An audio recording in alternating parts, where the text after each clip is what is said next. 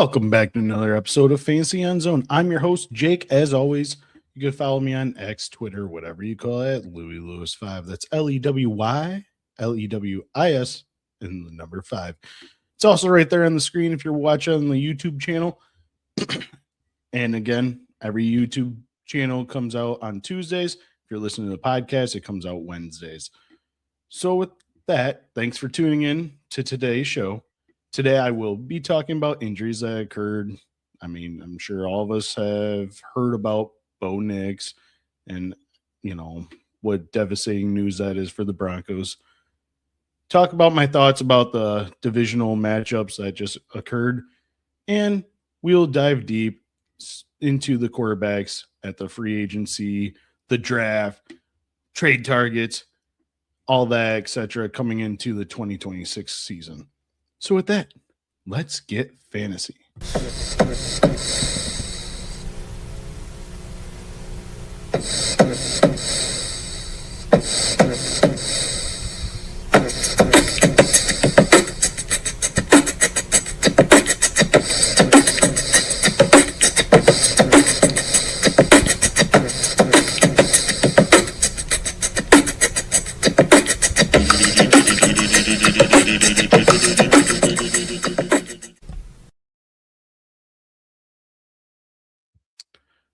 So I already mentioned it.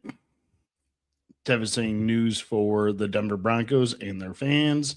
They did win against the Buffalo Bills 33-30 in overtime.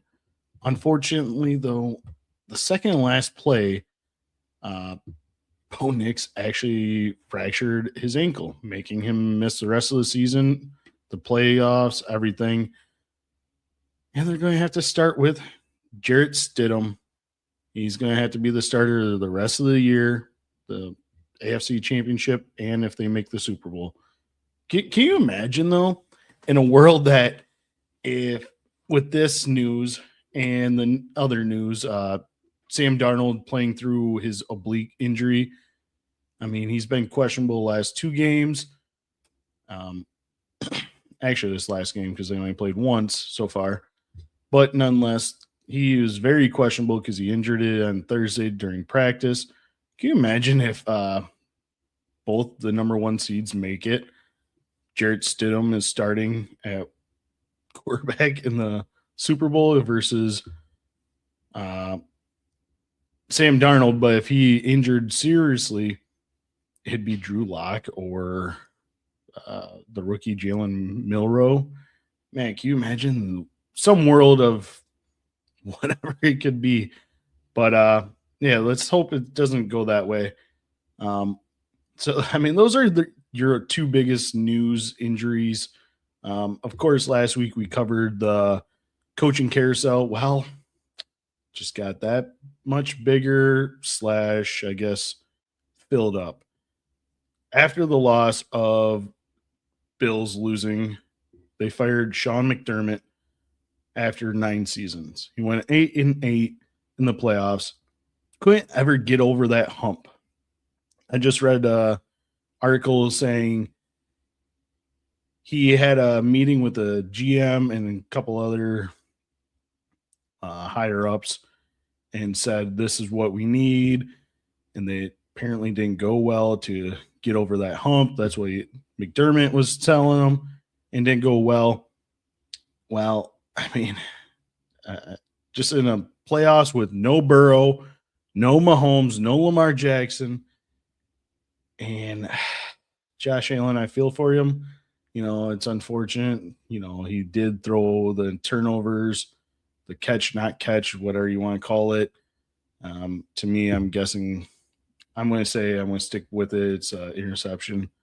I mean, it's just basically a long punt anyways. I do believe it was a 3rd down play as it was, but nonetheless. But I feel really disheartening for Bo Nix. I mean, second last play to set up the field goal, to get to the right side of the hash or whatever the kicker wanted. And then he fractures his ankle.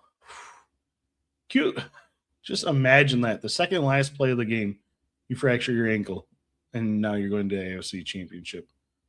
Such bad news. But yes, the firing did occur yesterday. I mean, I guess they had a couple days prep for it, and they released it right away in the morning. But out of the 11, no, there's 10 head coaching jobs. And now there's 4 of them that are filled since last week's. So John Harbaugh taking the New York Giants head coaching job. I think his pairing with Jackson Dart, Cam Scab, I think he's going to love Cam Scab. Just a high intensity. Don't be afraid to see a lot of ex-Ravens getting signed by Giants this coming up season.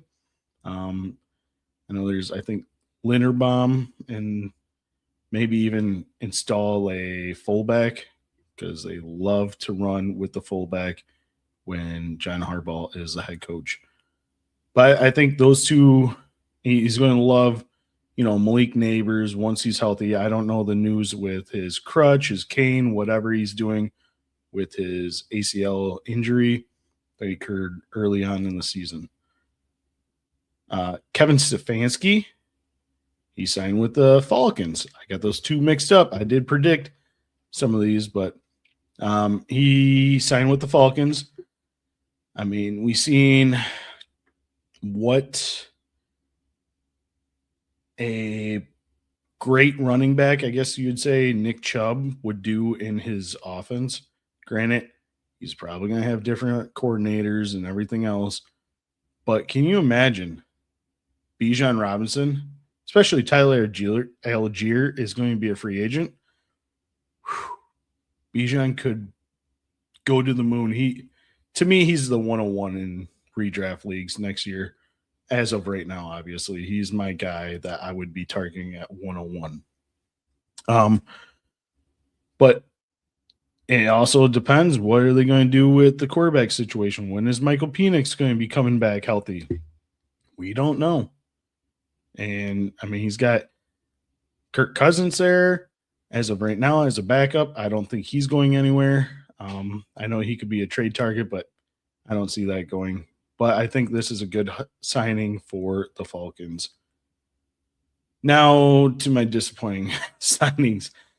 Hiring Jeff Hafley, the Miami Dolphins have hired him.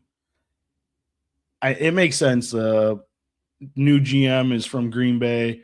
Why would you not hire Jeff Hafley from Green Bay? I think he's going to be 3 years maximum as a head coach. I don't think he's that great of a coach for being a head coach. Me personally, I mean, yes, I understand he did good things as a defense coordinator for the Packers.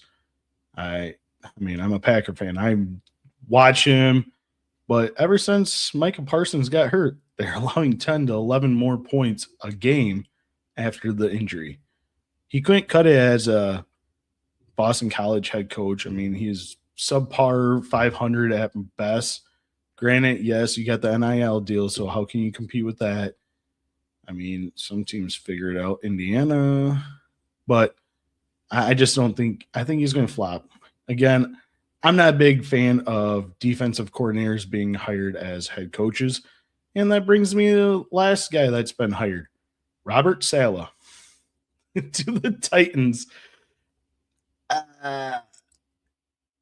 I will like this signing only if the report that I've been reading is Brian Daboll might be joining him as the offense coordinator for the Titans.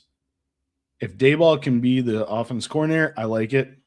I really do. I think he's really good as an offense coordinator. Him and Cam Ward. Ward was just starting to get a lot better toward the end of the season. And I think Brian Daboll is a great offensive coordinator. And so pairing those two, together, Salem is a good defense coordinator, but I just don't like the signing of head coaches as defensive coordinators. But that's just me personally. I think it's going to be a hard thing to I mean, we seen it a couple years ago. The Jets were the Jets, and they just did not do well. But those are your news and injuries. Before we get into talking about the 4 games, let's hear a word from the Podfather. Hey, pop quiz hotshot. Who is Jeremiah Love? Who's Fernando Mendoza? Who's Makai Lemon? Well, they just happen to be the first 3 picks off the board in the 2026 Origins Tournament, which is currently live on Fast Draft. That is right. 2026 Best Ball has already begun on Fast Draft. Use code FAST to get a $50 deposit match. Code is FAST for a $50 deposit match. Best Ball 2026 is now. Start drafting faster. Yeah, go ahead and use my promo code Lewis, LEWIS, for dollar match up to $50 on your first deposit. And compete against me in Rookie Origins. Last year I took 3rd place. So come at me. Come at me. I was on the podium. So let's get this going. Download Fast Draft. Let's look into the 4 games. Bills, again, I mentioned 30-33. Josh Allen, 3 touchdowns, 283 passing, 2 interceptions, and he had 2 fumble losses. Whew. This is just a turnover madness game. And James Cook, 117 rushing with a fumble loss himself. Dalton Kincaid actually surprised me in this one. I thought Broncos would collapse down on him. 6 catches, 83 yards, and a touchdown. Khalil Shakir, 7 catches, 75 yards. This offseason is going to be a little interesting for the Bills. They got their quarterback. They got their running back. Who the heck do they have at wide receiver? I'm sorry, Khalil Shakir, you're a good slot receiver, possession receiver, but you need that alpha. You just do. And on this roster, I don't see it. Brandon Cooks, dud. Keon Coleman, dud. Hardman, dud. Samuel, dud. I just don't like any of those guys. Kincaid, I think, can be a top 8 tight end this year or next year. But they're going to be in a new stadium with a new head coach, new coaching regime, and maybe they could get over the hump. I just don't think you're going to get it over the hump regardless of what you do at head coach with this wide receiver core. That's just me personally. But on the other side of this game, Bo Nix, 279, 3 touchdowns, 1 interception. Again, he is out the rest of playoffs. So sad to see. He also led the team with 9 yards rushing. And I thought RJ Harvey would get it going. He only had 6 carries for 20 yards. Not the greatest of you would think. But Marvin Mims, 8 catches, 93 yards, and a touchdown. Huge game for him. And Cortland Sutton also had 4 catches, 53 yards. RJ Harvey also had 5 catches, 46 yards. Great receiving for Mims. I mean, I guess it's playoff Marvin Mims time. So right on point. And you look at Troy Franklin didn't get involved or anything like that. I don't know if he played, but he didn't have a single target. But that was Broncos beating the Bills. Now let's talk about the biggest blowout of the playoffs so far. Seattle Seahawks 41, 49ers 6. Wow. I mean, right from the opening kickoff, Rashid Shaheed took it to the house, and Seattle never looked back. Brock Purdy, not really that great or impressive. 140, 1 interception. He led the team, though, in rushing 37 yards. Christian McCaffrey, 11 carries, 35 yards. Could not get it on the ground going. The whole team overall just could not get going.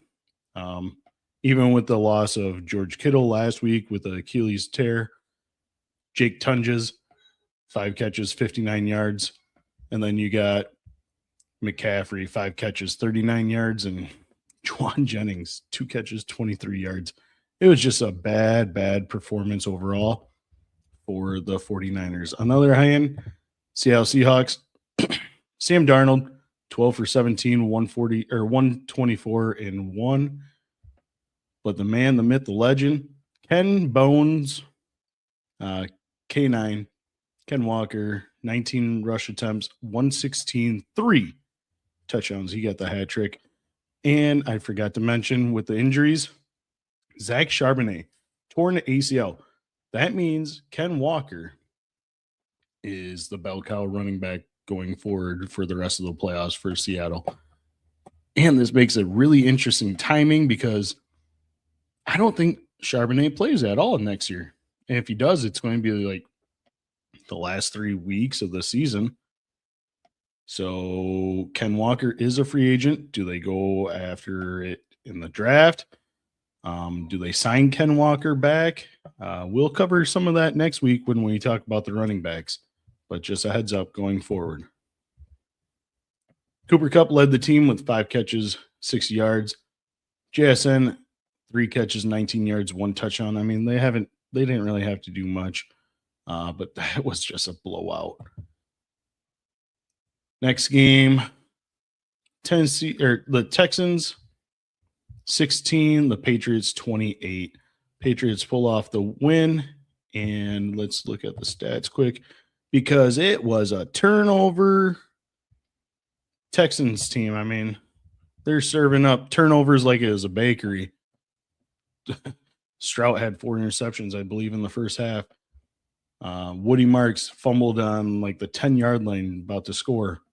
Lost that. He had 14 rush attempts for 17 yards. Just really bad overall, this team. They didn't have Nico Collins. He was out with a concussion and stepped in rookie sensation. I think next year he's going to be dominant. Jaden Higgins, 6 catches, 59 yards. On the other hand, though, Patriots, Drake May got it done with what he needed to do. 179, 3 touchdowns, 1 interception. He also fumbled the ball twice. Or he fumbled it 4 times, but lost 2 of them. Yeah, it's just a really turnover weekend, if you must say. Stevenson, 70 yards rushing. Henderson, 25. Kayshon Boutte, he led the team with 3 catches, 75 yards, and a score. Stephon Diggs, 4 catches, 40 yards, 1 touchdown. Demario Douglas, 2 catches, 36 yards, and a touchdown. I mean, with the Patriots facing Denver Broncos with no Bo Nix,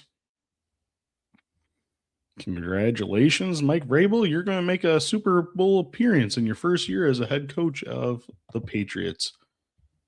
Finally, the last game, thank God, as a Packer fan, the Bears lose 17-20 in overtime against the Rams. Stafford, 258, no touchdowns, no picks. Yeah, it was a bad weather game, but overall, just not impressive on Stafford's part. Kyron Williams, 87 yards and 2 touchdowns rushing. Puka Nacua, he was just huge in the fourth quarter on drives and in overtime, 5 catches, 56 yards. Devontae Adams came back. He only had 2 catches, 24 yards. But I tell you what, during this game, as being a Packer fan, but I'm a huge Caleb Williams fan, if you haven't noticed, he looked really good in some of these throws. I mean, if you know what I'm talking about, the fourth quarter turnaround, fade away, jump shot throw, 40 yards down the field, boom, money right to Cole Kmet for a touchdown. It is just an amazing throw. Sad because being a Packer fan, we don't want to see him be good, but I have him in Dynasty in a few leagues. He looks really good. And I think one more year under Ben Johnson, he's going to be right up there in fantasy for us. 257, 2 touchdowns, did have 3 interceptions. Swift, he looked actually pretty good overall for his first year back with Ben Johnson. I know there's a lot of speculation he might be cut. I think he fits a role in the model of what the Bears want to do currently. He had 76 yards rushing. Cole Kmet had 3 catches, 31 yards, 1 touchdown. Roman Dunze came back from injury, 2 catches, 44 yards. DJ Moore, 5 catches, 52 yards, and a touchdown. And Colson Loveland came back to earth, I guess, after last week's game against the Packers. 4 catches, 56 yards. Now the Rams facing Seattle. It's going to be a really, really good game. I'm sticking with the Rams. I know they're on the road, and Seattle just put a whooping. I think the Rams have a better run defense than 49ers, so I think they're going to clamp down on that. I just have a hard time. I'm saying Rams and Patriots. I've said it for a while, besides, obviously, I won the Bills, but sorry, they did not win. But let's get in real quick. How's all the game reflecting from this past week? And let's talk about these free agent quarterbacks coming up. So I just put out about 10 of them. Number 1, Daniel Jones, coming back from a torn Achilles. He probably will sign a cheap deal, 1 year, prove it with the Colts. He probably won't play until week 6. Might start on the PUP list, but I think he's going to get returned back to Indianapolis. It kind of makes sense. I mean, they're doing great. I think they're 8-1 by the time he got hurt. Aaron Rodgers, does he retire? Does he go somewhere? He ain't going back to Pittsburgh. So to me, I think he goes to the Vikings. Just 1 year. 1 year on the Vikings. I think he's going to follow Brett Favre's footsteps, and it sucks again being a Packer fan. But if he does retire, salute to you, Aaron Rodgers. Speaking of the Packers, Malik Willis, I mean, he came in, he showed that he could play himself into a starting role. And we already seen the GM or assistant GM go to be a GM in Miami. Now another Packer coordinator is the head coach in Miami. It's a lot of speculation that Miami Dolphins will go after Malik Willis in free agency. Now, what does that mean for Tua? I mean, that could be a $100 million mistake for him. So I think he goes to Miami. Russ Wilson, I mean, he's well overdue. His prime's gone. I see him going to a place with a rookie quarterback, maybe even like Las Vegas. I know they're going to probably draft Fernando Mendoza. I'll talk about him in a minute. But why not have Russell Wilson like come in, show him how to be a starter, how to look at film, how to read things.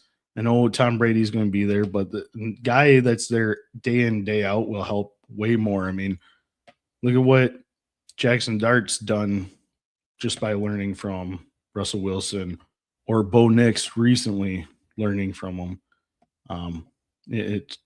I think he's just going to find himself in some kind of situation like that. Marcus Mariota, I think he goes back to Commanders. I mean, it only makes sense. Stay with that offense. I don't see him getting any starting job anywhere.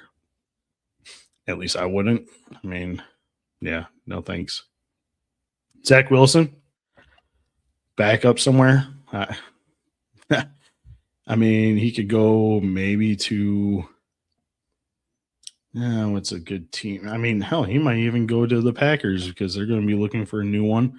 I think they actually go after Trey Lance. There's a lot of report about Trey Lance going there just because he kind of fits that mold of Malik Willis, a running type quarterback, can throw. But it's just all about learning from, the starters and potentially, get that trial, I guess you would say. But that could be a good possibility for Trey Lance. Joe Flacco, if he does want to replay or play next season, I know he said he wants to go somewhere where he can start. I think the smart move is just to go back to Cincinnati. But don't be shocked if he goes to like Kansas City. I know there's a guy I'm going to say later on of trade candidates that I would project would be a better fit for Kansas City, but don't be surprised with that. Kenny Pickett, again, these guys are just all backups. Kenny Pickett, Jimmy Garoppolo, Mitchell Trubisky, Case Keenum, Carson Wentz, Josh Johnson. I wonder what team he's going to go to now for his 90th team. And Gardner Minshew. These guys are all backups. I don't really expect them to be high-profile players. Looking at the draft, you're only going to look at two guys that are probably going to be in the first round. A lot of people, Dante Moore returning to college. Arch Manning was supposed to maybe come out. He's going back to college. There's a whole bunch of guys that we thought were going to be coming out, and now it looks bad. It looks dried up. No one had Fernando Mendoza on their list of last year or coming out. Lenore Sellers. Everyone thought Drew Aller was going to be a stud. Look what he did. He flopped. He should have came out last year. Instead, he tried to press his luck, and now he's coming out this year. But yeah, Fernando Mendoza is going to be number 1 overall draft pick. Yeah, I don't see how he wouldn't. He'll be one of 3 players ever to win the Heisman National Championship and be the number 1 overall pick if he does go number 1. In the same year, he'll join Joe Burrow and Cam Newton. The only other guy I could see that's going in the first round is Ty Simpson from Alabama. I think he played his cards of, I'm going out into the NFL to play or to be a first rounder, because if he comes out next year, he might slide and be behind a lot of players for quarterbacks. One of my favorite guys, though, is Garrett Nussmeier for LSU. He probably could have came out last year. He looked really good last year. This year, he had some struggles, injuries, and with the whole tobacco of Brian Kelly as his coach and getting fired and everything else, is just a lost cause. But I wouldn't be surprised if he makes a couple starts next year as well. Maybe to a Jets. Maybe Jets pick him up, just try him out, something like that. Carson Beck, we seen him in the national championship game last night. Unfortunately for him, he threw that costly interception. He raised his stock as well this week, or this college playoffs for sure. Cade Klubnik from Clemson, highly, looked at prospect coming out of high school. A lot thought he could be a top 5 draft pick a couple years ago, based on how he was playing. And then he just this year just was not good for Clemson in general, but he did not put up statistics that we're thinking he was going to do. I already said Drew Aller. Again, he probably could have came out last year, and he might even been a push for number 1 overall pick. He's got a strong arm. Again, I see him a 3rd, 4th round quarterback. There is a lot of teams of need at the quarterback position. Trinidad Chambliss didn't get the extra year of college eligibility. He's going to be a toss-up. How well did his college playoff performances rise his stock? I can see him sneaking into 2nd round for some reason. I don't think he'll be a first rounder, but I could see him being a 2nd round just to sneak in there. But again, these guys are going to have to be a wait and see prospects. The only one that I'm starting right away is Fernando Mendoza. Ty Simpson, I think, is still a work in progress, unfortunately. So maybe with these guys I'm talking about, I don't know where Ty Simpson would get drafted. Maybe say Steelers. Well, Steelers already had Russell Wilson last year, but that'd be a lot of sense, have Russell start out the first couple games, kind of get Ty Simpson, warmed up for it and go from there. I just, I think that's something that you could think of. Taylon Green from Arkansas, Miller Moss from Louisville, Diego, Heisman finalist from Vanderbilt. He's interesting, but he kind of reminds me of Johnny Manziel. I'm a huge fan of Johnny Manziel coming out of college too, but just the way he acted, I think that's going to cost him a lot of money, and I think he's going to be like a 4th, 5th rounder. You could see. Now, possible trade targets we're talking about. Kyler Murray. I mean, he's a free agent, 2029. I think this coming, let's see his contract. I think this coming year, I think he's getting $53 million next year. If they cut him, which I could definitely see, they would be looking at $54 million. So I could definitely see if you're going to only pay him an extra $1 million, he might be cut, he might be traded, but he would be a guy I would be on the lookout for, especially going to a different team. We see a whole bunch of different players going around, but he could be a definitely trade target for some of these teams that are needy. Another guy, Geno Smith. I know. I'm not a huge Geno fan either, but I don't think he's on the Raiders. $26.5 million this year. If they cut him, they'd have 18.5 in dead cap. So they'd save roughly about $6 million. It's a lot better than next year, 39.5 if you pay him. I mean, granted, you could cut him with no dead cap, but maybe Mendoza just learns from Geno, but not a big fan of Geno being your leader. Another guy is Tua Tagovailoa.